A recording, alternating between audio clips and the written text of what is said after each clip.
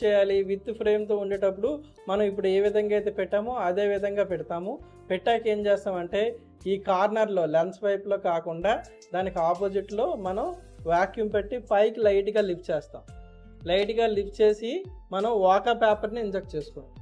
వాకా పేపర్ని ఇంజెక్ట్ చేసుకొని ఒక సైడ్ అంతా నీట్గా వాకా పేపర్తో రిమూవ్ అయిపోయినాక మనం కటింగ్ వైర్తో నీట్గా కట్ చేసుకొని ఫ్రేమ్ అవుట్ అన్నది చేసుకుందాం. అర్థమైందా మీకు? ఈ విధంగా ఫస్ట్ డిస్ప్లే అన్నది టచ్ సపరేటర్ పైన పెట్టుకుంటారు.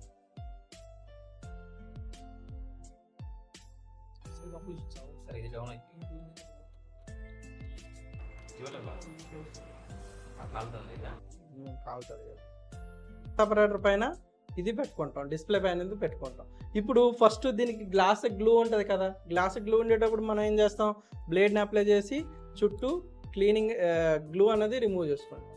ఈ విధంగా అప్లై చేసుకుంటూ గ్లూ అన్నది రిమూవ్ అన్నది చేసుకుంటాం అన్నమాట చుట్టూ. తర్వాత దీనికి టాప్లో మనకి ఏంటంటే సపరేటర్ అనేది ఒకటి సపరేట్గా వస్తుంది.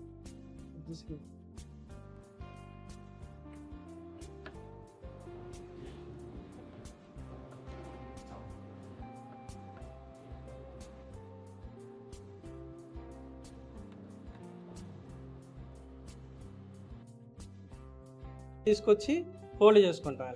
ఫోల్డ్ చేసుకొని ఏం చేస్తాము, దీన్ని కొంచెం కొంచెంగా టైట్ చేస్తే కొంచెం పైకి లిఫ్ట్ అవుతుంది. ఓకేనా? ఈ పైకి లిఫ్ట్ అయినప్పుడు ఏం చేస్తామంటే వాకా పేపర్ని లోపలికి లిక్విడ్ వేస్తూ ఇంజెక్ట్ చేసుకుంటాం. ఈ విధంగా లిక్విడ్ అప్లై చేస్తూ వాకా పేపర్ని ఇంజెక్ట్ చేసుకుంటాం. ఓకేనా? వాకా పేపర్ని ఇంజెక్ట్ చేసుకున్నాక టాప్ అంతా ఇలాగ టాప్ మొత్తం మనం ఈ విధంగా ఓపెన్ చేసుకొని ఈ విధంగా పెట్టుకోండి. కానీ పెట్టుకొని మనం ఆఫ్టర్ డిస్ప్లే ఏ విధంగా కట్ చేసామో అదే విధంగా కటింగ్ అనేది చేసుకుంటాం అన్నమాట.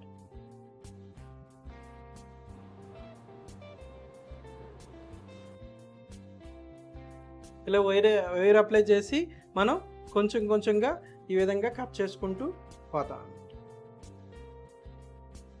ఓకేనా? అలా కట్ చేసినాక లాస్ట్ డౌన్కి వచ్చేటప్పటికి లిక్విడ్ అప్లై చేస్తూ రిమూవ్ చేసుకుంటాం.